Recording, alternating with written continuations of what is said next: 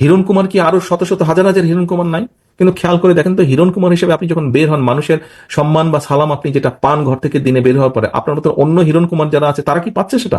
তাদেরকে হয়তো কেউ চেনেই না। কিন্তু আপনি কেন পাচ্ছেন? আপনি এই জন্য পাচ্ছেন যে আপনি এই দলের একজন নেতা, সেই জন্য কিন্তু আপনি সম্মান পাচ্ছেন, মানুষের 10টা মানুষের সালাম পাচ্ছেন। এখন ভাই, কথাটা হচ্ছে যে 10টা মানুষ কেন সালাম দিচ্ছে? 10টা মানুষ সালাম দিচ্ছে যে আপনি বিপদে আপদে হোক বা তার ভবিষ্যৎ নিয়ে আপনি কাজ করেন, চিন্তা করেন। কিন্তু আপনি যদি এমন কিছু করেন যেটা তাকে আঘাত করবে, দুঃখ দিবে, আপনার পেছন থেকে সরে যাবে, আপনার পিছনে এখন আপনি সালাম পান, আপনি বের হলে মিছিল করলে সে এসে মিছিলে হয়তো অংশগ্রহণ করে, হয় মধ্যে থেকে বা পিছনে থেকে একজন সমর্থক হিসাবে। কিন্তু আপনি যদি এমন কোনো কাজ করেন যেটাতে সে আঘাতপ্রাপ্ত হবে, সে কি আপনার পেছনে থাকবে? সে কি পাবলিকটা আপনার পিছনে থাকবে? সে যদি না থাকে তো আপনি কিসের নেতা? আপনি কিসের নেতা?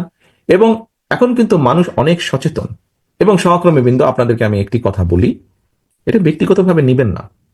কথাটি হচ্ছে, দেখুন, আহ, মানুষ আমাদের উপর আস্থা রাখতে চাইছে, আমাদের উপরে অর্থাৎ বাংলাদেশ জাতীয়তাবাদের উপরে।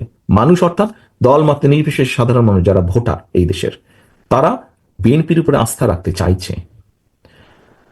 এই আস্থা যদি নষ্ট করার জন্য কেউ কোনো কাজ করে, এমন কোনো কাজ করে যেটাতে আস্থা নষ্ট হবে, তাহলে ভাই তাকে তো আমাদের পক্ষে, আমার পক্ষে টানা সম্ভব না, টানবো না আমি তাকে, তাকে শেল্টার আমি দেব না। এখানে দলকে স্বার্থপর হতেই হবে।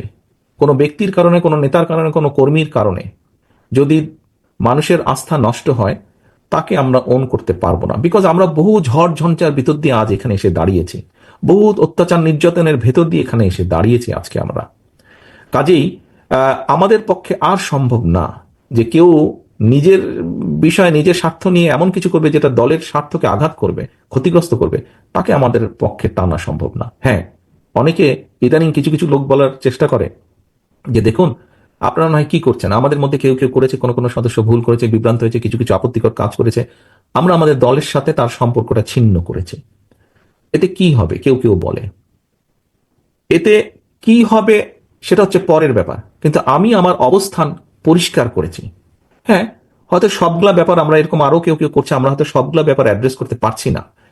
যতটুকু আমরা জানছি আমরা সাথে সাথে ব্যবস্থা গ্রহণ করছি, যখন যেটা জানবো ব্যবস্থা গ্রহণ করছি, আমাদের অবস্থান পরিষ্কার করছি। এখন ওই যে বললাম, কেউ যদি বলে হ্যাঁ আপনি বের করে দিলেন, কি হবে?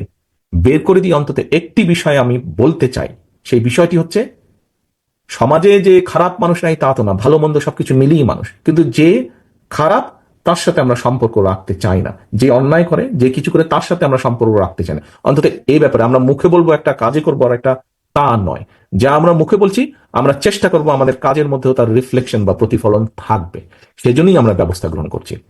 একটি রাজনৈতিক দল হিসাবে, একটি সংগঠন হিসাবে যেটি আমরা সর্বোচ্চ করতে পারি, আমরা সেটিই করছি, সেটি করার চেষ্টাই আমরা করছি, সেটি ইনশাল্লাহ আমরা করব।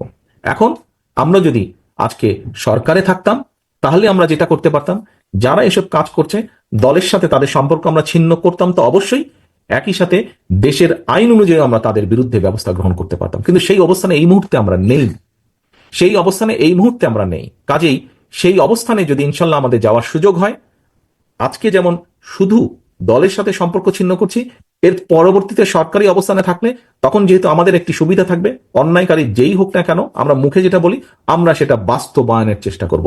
এর কোনো নড়চড় হবে না, এর কোনো নড়চড় হবে না। কারণ কারণ জনবিচ্ছিন্ন যদি হয় কেউ, একটি রাজনৈতিক দল, রাজনৈতিক নেতা, রাজনৈতিক কর্মীরা যদি জনবিচ্ছিন্ন হয়, জনবিচ্ছিন্ন হলে, জনগণের বিরুদ্ধে, দেশের বিরুদ্ধে কাজ করলে কনসিকুয়েন্সেস বা পরিণতি কি হয়, ভাই আমরা 5ই আগস্ট দেখেছি না? আমরা 5ই আগস্ট দেখেছি।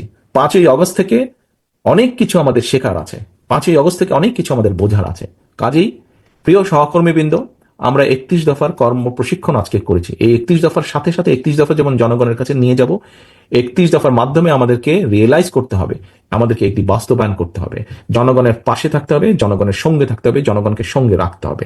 জনগণ থেকে যদি দূরে চলে যাই আমরা, ওই 5ই আগস্টের পরিণতি কিন্তু হবে, 5ই আগস্টের পরিণতি হবে। কাজে 5ই আগস্টের পরিণতি থেকে যদি বাইরে থাকতে হয়, যেই রাজনৈতিক দলকেই বাইরে থাকতে হোক না কেন, তাদেরকে জনগণের সাথে থাকতে হবে, জনগণকে সঙ্গে রাখতে হবে।